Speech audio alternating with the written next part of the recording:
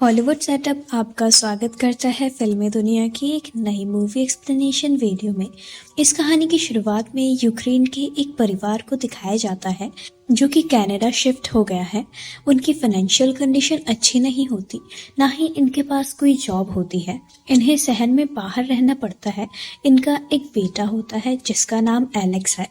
Alex का Canada में कोई भी दोस्त नहीं है, इसीलिए ज्यादातर वक्त वो अपनी मॉम के कंप्यूटर के साथ बिताता है, जहाँ पर वो गेम्स खेलता है, अनजान लोगों से इंटरनेट पर बातें करता है और नई नई साइट्स को विजिट करता है। एलेक्स स्टीव जॉब्स और बिल गेट्स की तरह बनना चाहता है, जिन्होंने की दुनिया बदल दी है।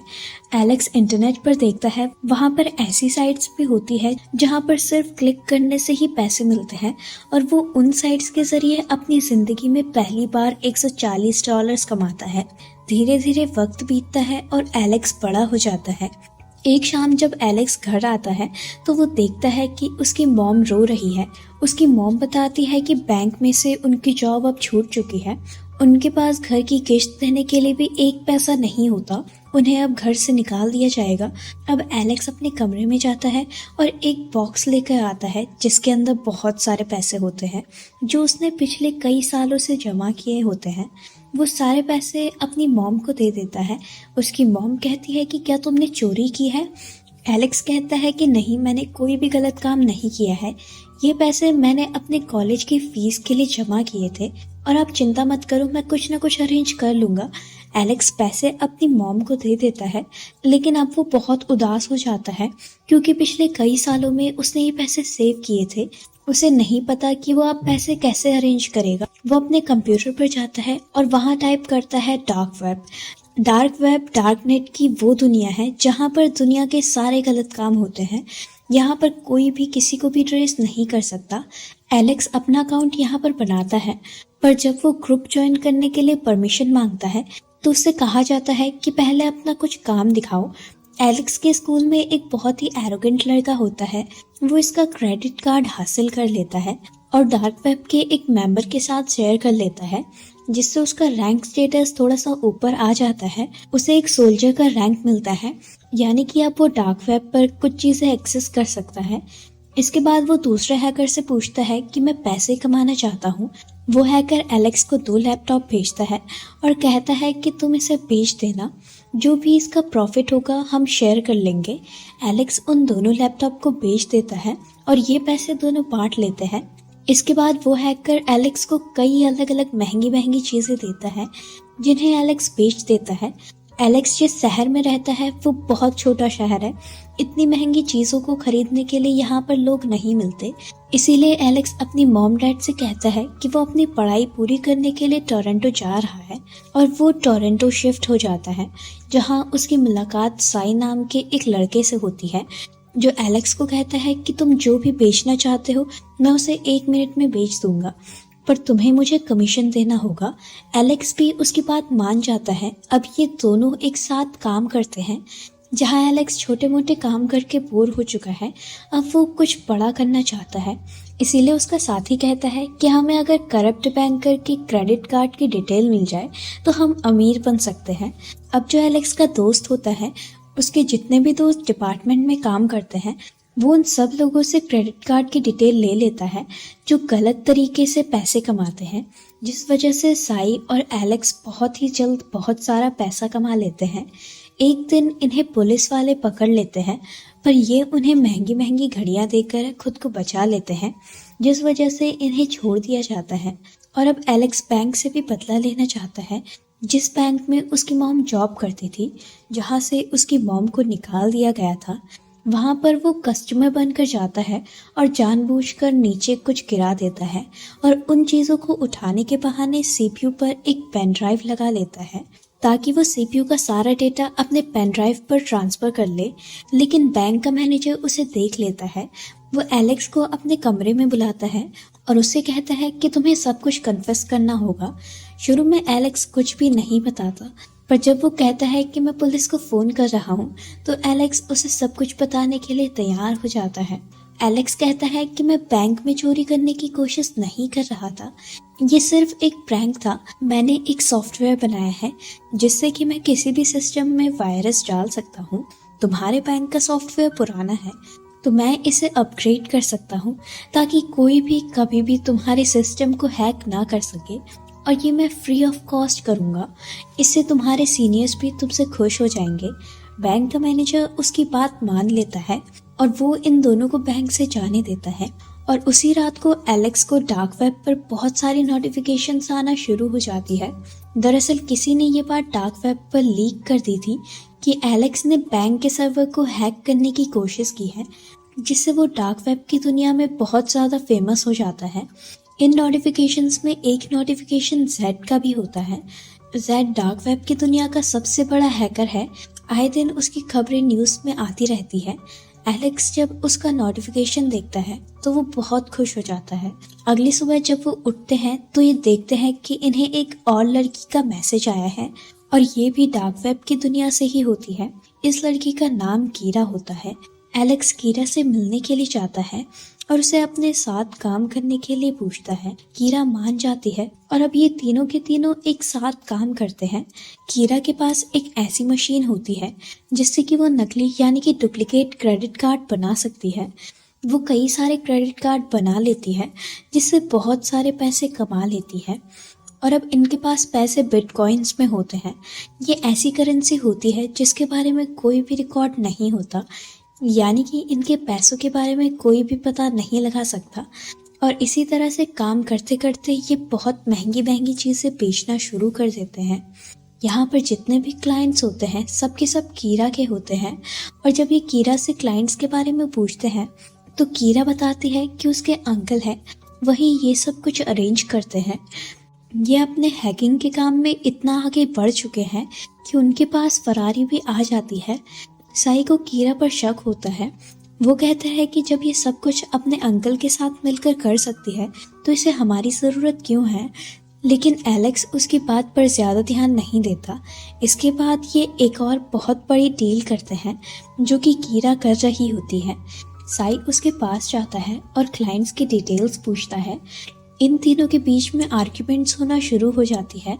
इन्हीं आर्ग्यूमेंट्स के दौरान साई उस क्लाइंट को हाथ लगा देता है और ये सब गैंगस्टर होते हैं।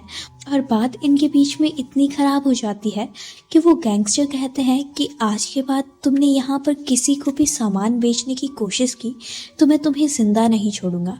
इसके बाद ये तीनों के तीनों हांगकांग शिफ्ट हो जाते हैं। जैसा कि कीरा ने सजेस्ट किया था, हमेशा से कीरा हांगकांग जाना चाहती थी। हांगकांग आने के बाद ये दोबारा नकली क्रेडिट कार्ड से जो इन्होंने खुद अपनी मशीन से बनाए होते हैं उनसे शॉपिंग करना शुरू कर देते हैं।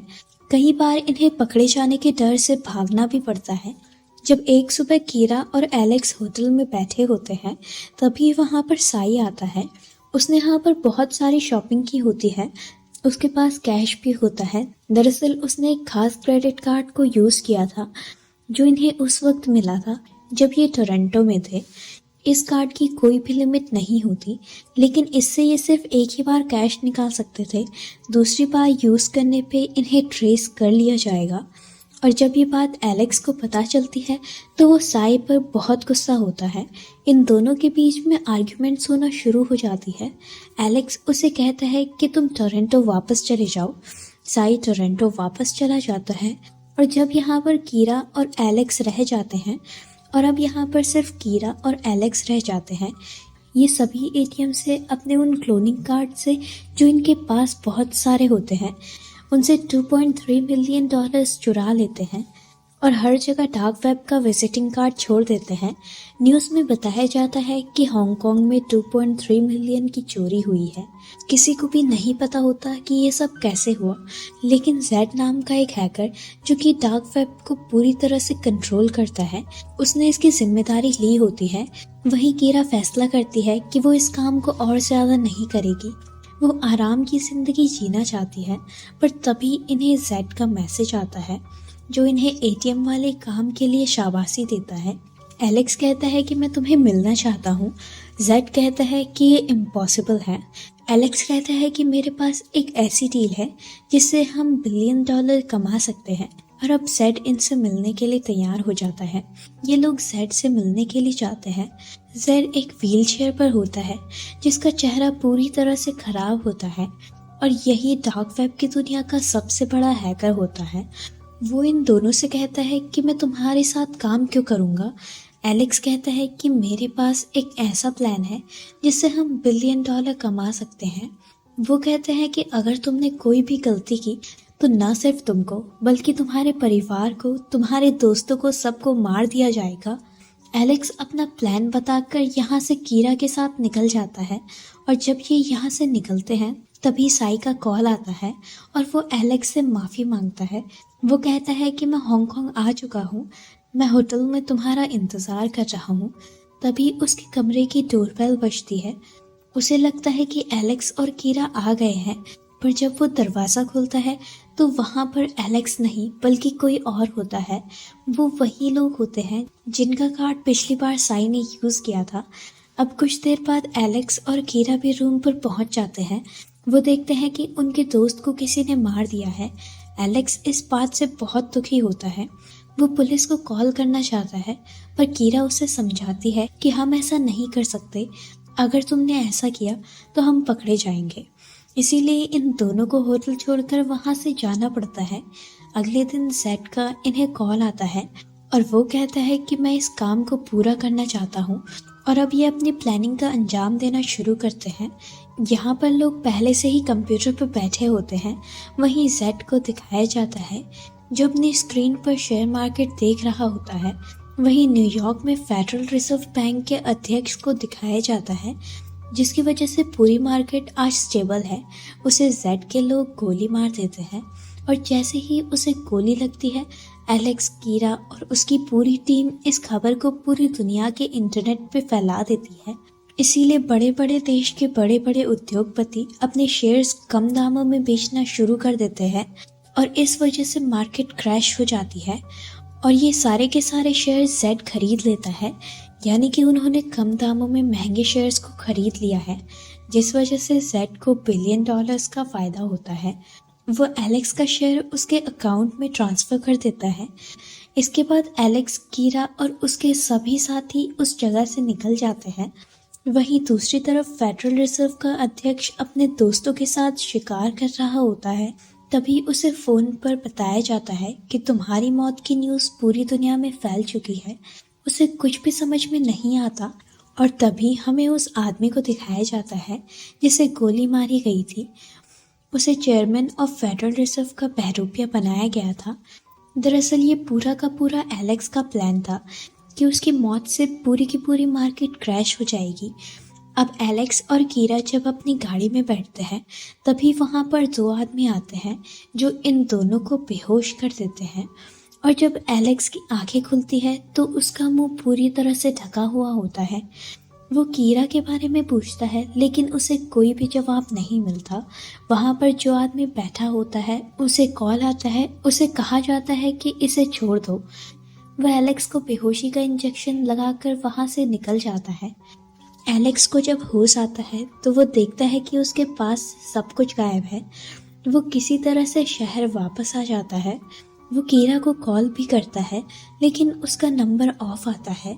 वो कई दिनों तक कीरा को ढूंढता है और एक दिन वो साइबर कैफ़े जाता है जहाँ पर वो डार्क वेब की वेबसाइट को खोलने की कोशिश करता है और वो वेबसाइट सीज कर दी गई होती है। इसके बाद वो इंटरनेट पर न्यूज़ देखता है जिसमें बताया जा रहा होता है कि जेड को, जो कि दुनिया का सबसे बड़ा हैकर है, उसे गिरफ्तार कर लिया है। साथ ही उसकी साथी कीरा, जो कि भागने की कोशिश कर रही थी, उसकी गोली लगकर मृत्यु हो गई है। एलेक्स ने यहाँ पर डार्क वेब को खोलने की कोशिश की थी, इसीलिए यहाँ पर पुलिस आ जाती है और उसे अरेस्ट कर लिया जाता है। उसे थाईलैंड की जेल में ले जाया जाता है। यहाँ पर एलेक्स अगले 2 सालों तक रहता है। इन 2 सालों में उसे अपनी गलती का एहसास हो जाता है। अब वो अपने घर जाना चाहता है, वो अपने पेरेंट्स से मिलना चाहता है। अब उसे जेल से 2 साल बाद रिहा कर दिया जाता है तो उसके सामने एक गाड़ी में से एक लड़की निकलती है और ये और कोई नहीं बल्कि कीरा होती है। कीरा को जिंदा देखकर वो हैरान हो जाता है। कीरा उसे सब कुछ बताती है। वो कहती है कि जिस अंकल के बारे में मैं तुम्हें बार बार कहती थी वो और कोई नहीं बल्कि बैंक का मैनेजर था जिसने एक बार तुम्हें पेन ड्राइव के साथ पकड़ लिया था। दरअसल पहले मैं जेल में थी। वहाँ उसने एसबीआई के साथ जेड को पकड़ने का प्लान बनाया था। उस प्लान में उसने मुझे भी शामिल कर दिया था। बदले में मेरे सारे क्राइम रिकॉर्ड्स को पूरी तरह से हटाने का वादा किया था, इसीलिए मैं उस प्लान में शामिल हो गई थी। उसने मुझे तुम्हारी फाइल भी दी। उसने कहा था कि इस लड़के को भी अपने प्लान में शामिल कर लेना। बाद में मैं तुमसे मिली, जहाँ मैंने तुम्हें हांगकांग जाने के लिए कहा, पर तुम नहीं जाना चाहते थे। इसीलिए वो लोग जिन्होंने हम पर गन तानी थी, वो इस प्लान का हिस्सा थे, ताकि तुम हांगकांग जाने के लिए तैयार हो जाओ, जहाँ पर जेड रहता था, ताकि हम उसे पकड़ ले। और आगे की सारी बात तो तुम जानते ही हो। एलेक्स कहता है कि तुमने मुझसे झूठ कहा। कीरा कहती है कि मैंने तुमसे कभी भी झूठ नहीं कहा। कई बार मैंने तुम्हें सब कुछ बताने की सोची भी थी, लेकिन मैं बता नहीं पाई। इसके बाद वो उसे उसका असली पासपोर्ट देती है और कहती है कि क्या तुम मेरे साथ घर चलना चाहोगे। इसके बाद ये दोनों गाड़ी में बैठकर एक ईमानदारी के लाइफ